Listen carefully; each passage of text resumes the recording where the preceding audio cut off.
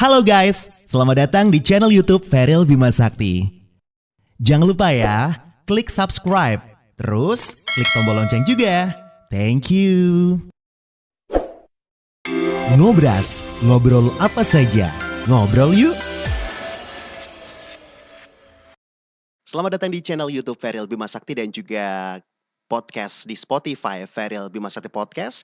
Kali ini di konten Ngobras, ngobrol apa saja. Dan seperti biasanya, di Ngobras pasti kita bakal ngobrol banyak hal. Dan kali ini ada sebuah profesi yang mungkin jarang digeluti oleh orang-orang pada umumnya.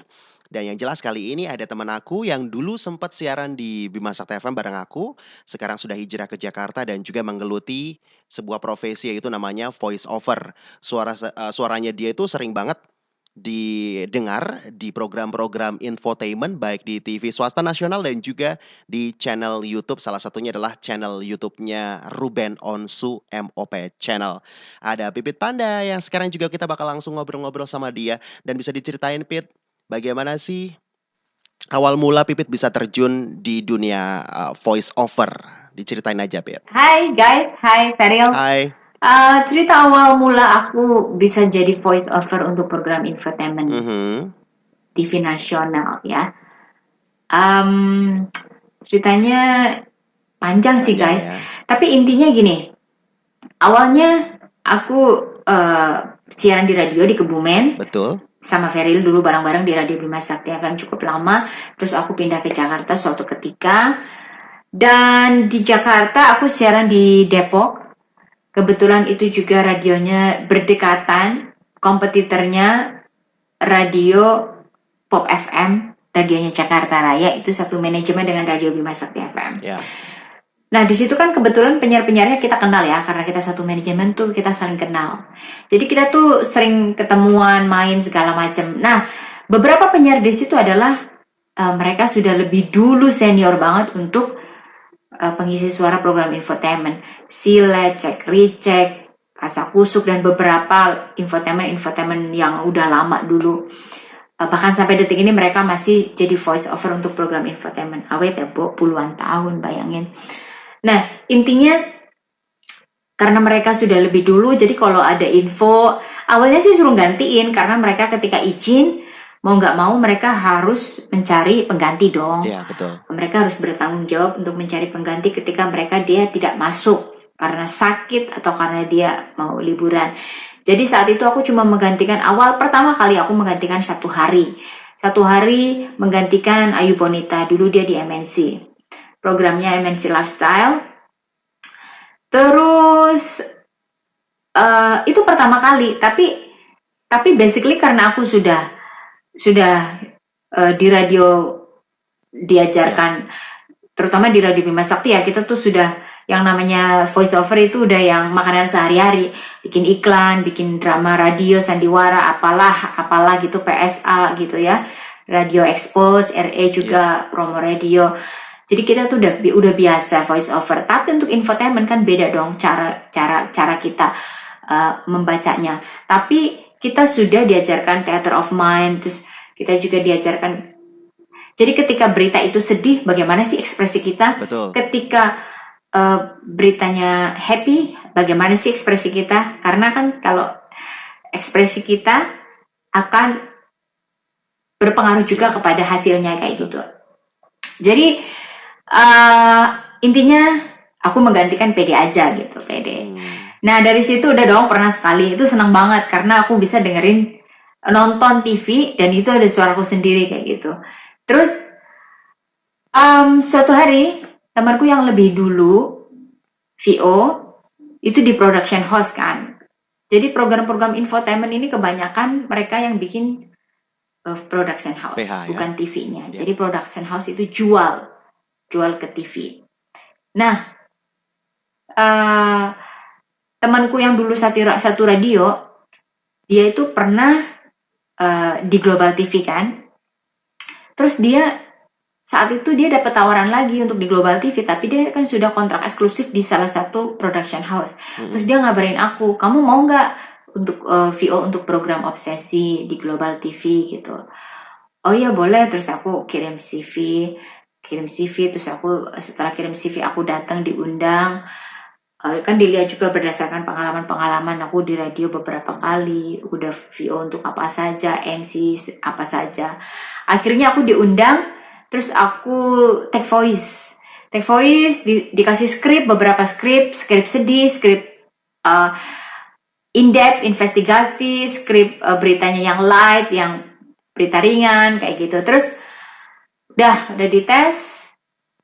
Intinya aku diterima guys, diterima, Iya. terus aku tanda tangan kontrak. Itu jadi pertama kali yang aku benar-benar kerja itu di Global TV. Dan itu berlangsung selama 5 eh 5 tahunan lah ya, atau Iya, 4 atau 5 tahun. lama juga Jadi ya. gitu guys, Ya. cerita singkatnya. Oke, selama ini aku udah sering banget dengar suara kamu. Sebenarnya program apa saja sih yang pakai suaranya Pipit? Oke, selain obsesi, aku juga bawain obsesi untuk di Global TV ya. Iya. Terus juga ada lagi di Global TV untuk program Celebrity Story. Celebrity Story, terus juga itu yang pasti ya, Celebrity Story dan Obsesi. Tapi di MNC Group itu kan ada beberapa infotainment. Di MNC Group itu di Global TV ada Obsesi, ada Iya, Celebrity betul. Story, kemudian di RCTI itu ada Ghost terus di MNC TV ada Celeb On News. Nah, jadi kita tuh ada grup voice over ya untuk yang satu apa namanya MNC Group ya, satu manajemen. Jadi kalau salah satu program ada yang voice overnya nggak masuk berhalangan Izin. karena Iya. apapun, Hmm. nanti biasanya produser masing-masing program akan menghubungi kita gitu, salah satu siapa yang bisa backup.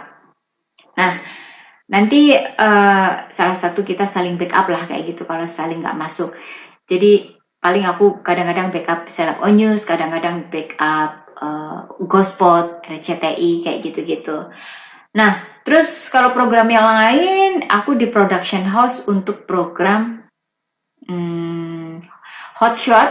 Hotshot aku juga karena kebetulan saat itu aku kan sudah menikah, jadi aku nggak bisa kerja Full. yang full time Iya. lagi kayak gitu. Tapi kalau untuk backup nggak apa-apa. Kalau hotshot di SCTV ya, tapi itu kan bikinan production house. Aku 2 bulan menggantikan voice overnya yang lagi cuti untuk hotshot.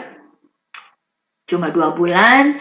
Habis itu program yang lain, kalau yang sekarang yang terbaru punya Ruben Onsu MOP Channel untuk program cuap-cuap. Oke. Biasanya kalau voice over itu datang ke TV-nya atau bisa langsung rekaman dari rumah aja, Pit? Tergantung dari pihak production house-nya Ya. atau dari TV-nya.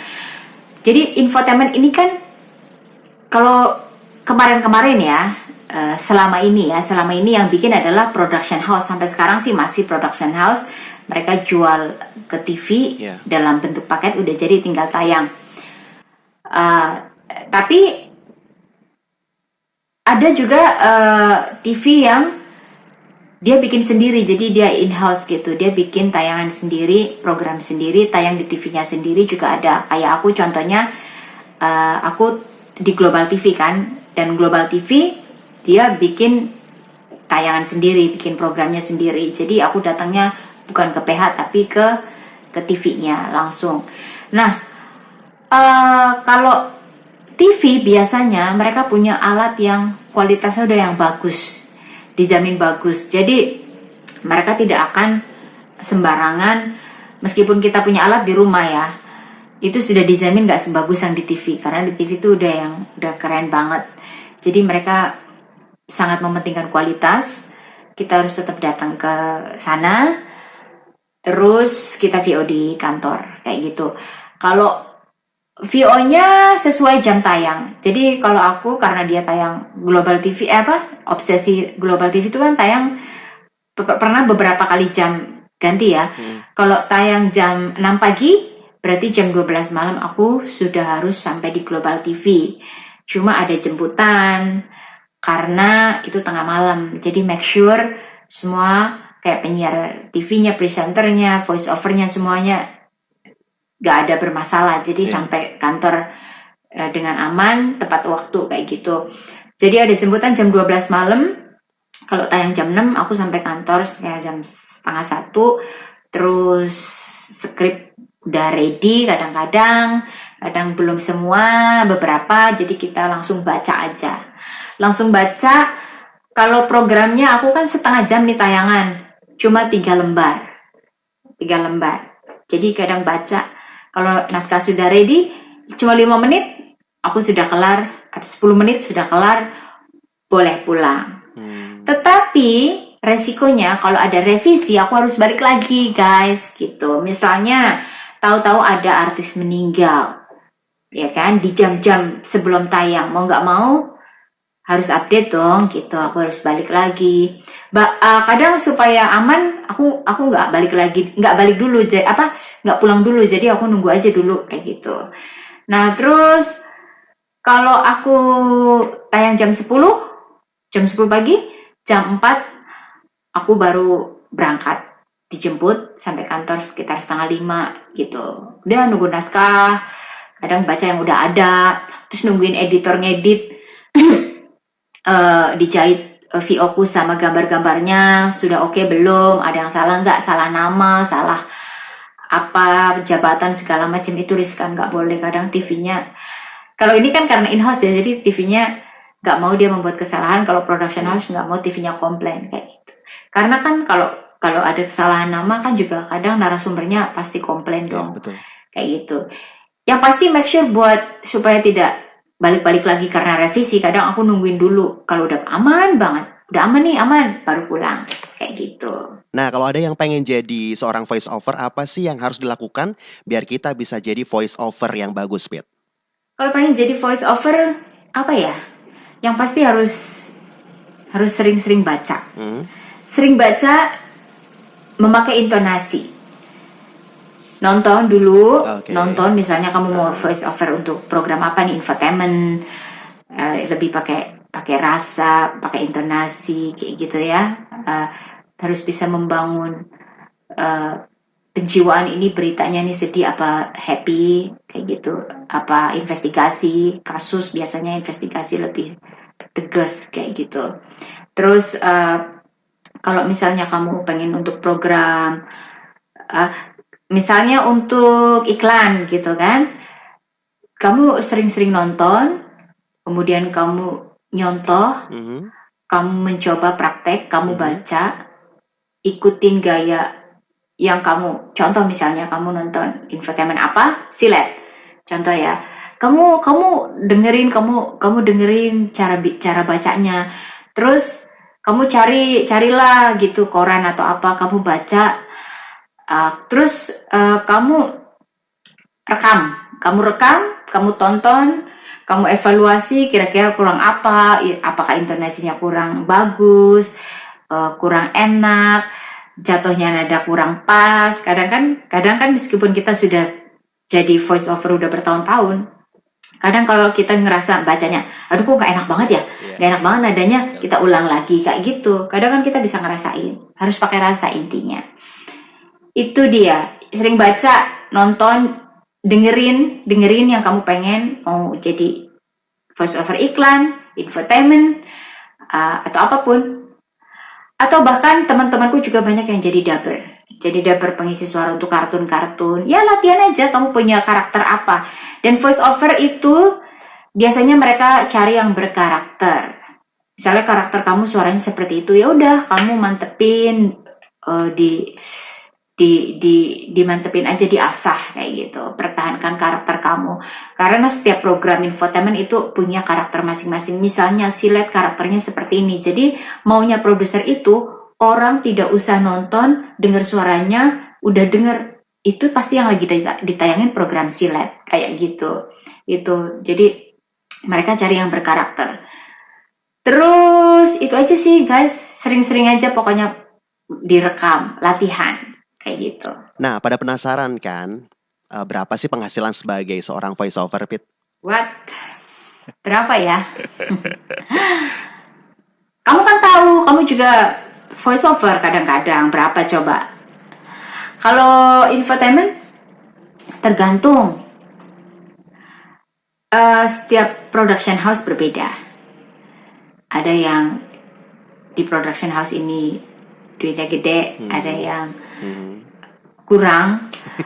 Terus kalau TV beda lagi ya. Oh, Jadi gini, kalau TV sih lebih ke per bulan. Kalau aku, pengalaman aku di TV, jadi kontrak kayak karyawan aja. Misalnya kontrak per 6 bulan, perpanjang kontrak. Gajinya sebulan sekian kayak gitu. Jadi aku mau masuk, mau nggak masuk, mau sakit, mau libur, gajiku tetap sama. Tapi kalau kalau aku nggak masuk bukan karena libur, karena aku memang izin atau aku sakit, aku kan mencari penggantinya. oh, oke. Kalau sakit sih so far kayaknya aku nggak mengganti deh. Tapi kalau aku izin gitu, aku bayar orang, aku mencari penggantiku, temanku, kamu backup aku dong gitu. Terus aku yang bayar dia. Tapi gajiku utuh gitu. Jadi kantor nggak mau pusing Ya. kayak gitu.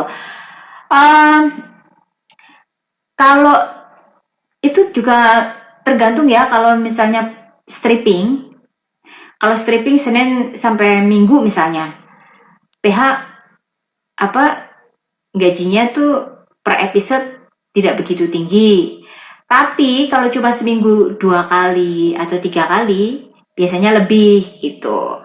Kalau berapa ya?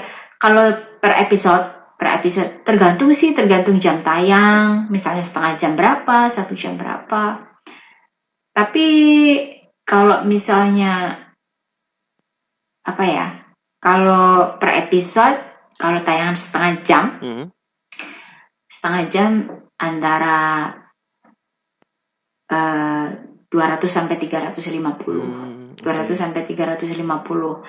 Jadi tergantung kita negonya ya, antara itu per episode. Nah, kalau stripping banyak kan, tapi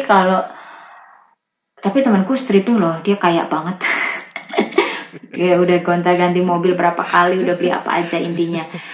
Tapi intinya emang profesi ini menjanjikan banget sebenarnya. Menjanjikan banget kalau kamu memang kalau banyak ya. Kalau cuma Ya. sekali-sekali ya gak kelihatan. Tapi kalau kamu dapat yang stripping, mantep banget. Boleh dong Pit contohin saat Pipit baca naskah infotainment bagaimana? Oke, ini aku bacain naskah tentang ini yang terbaru ya, Vanessa Oh Angel ya, sama suaminya ketangkap. ya. Di tahun 2020 sudah ada beberapa selebriti tanah air yang tertangkap mengenakan narkoba. Yang terbaru adalah pasangan Vanessa Angel dan suaminya Bibi Ardiansah. Namun kemarin malam, Bibi yang sudah dinyatakan positif mengenakan narkoba justru sudah dipulangkan oleh pihak Polres Jakarta Barat. Dr. Andes Siswandi selaku Ketua GPAN atau Gerakan Pemuda Anti Narkoba angkat bicara seputar penangkapan Vanessa dan suaminya. Ia juga mengungkap beberapa inisial nama selebriti tanah air yang dicurigai mengonsumsi narkoba. Begitu guys. Keren, Ini keren, keren, lebih keren. semi-semi kasus ya. Ya kasus. Kasus. Gitu deh. Oke, Pit. Yang jelas thank you banget Pipit sudah sharing pengalamannya sebagai voice over, Pit. Oke, makasih Veriel, makasih guys, bye. Dan oh ya jangan lupa subscribe channel aku ya. Alamatnya alamatnya nanti ditulis sama Veriel. Siap, Tulis Veriel ya, aku siap nggak hafal dong. soalnya baru bikin.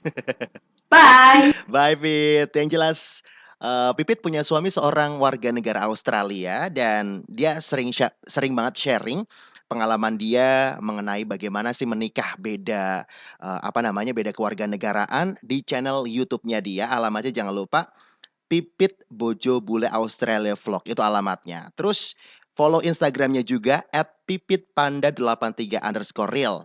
Nanti aku taruh linknya di description box juga ya. Thank you banget buat Pipit yang sudah sharing pengalamannya sebagai seorang voice over. Yang jelas juga buat kamu yang sudah nonton dan juga sudah dengerin di podcast. Semoga konten ini bermanfaat buat kamu dan juga lebih tahu lagi bagaimana sih sebenarnya profesi sebagai seorang voice over. Thank you dan bye.